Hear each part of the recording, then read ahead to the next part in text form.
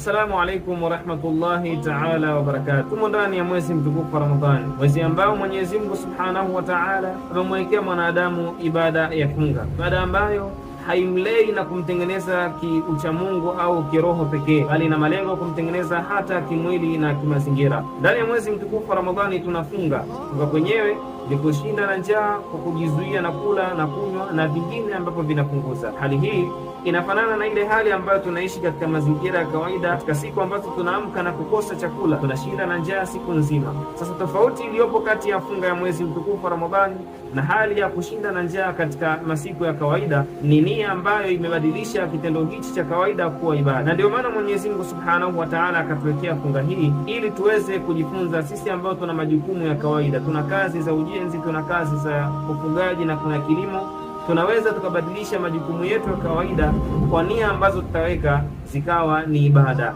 Kwa hivyo mafundisho ambayo tunayapata kutoka katika funga, sisi wafanyakazi na wenye majukumu mbalimbali, ni kwamba tutumie nia kubadilisha majukumu ya kawaida yawe ni ibada. Wassalamu alaikum warahmatullahi wabarakatuh.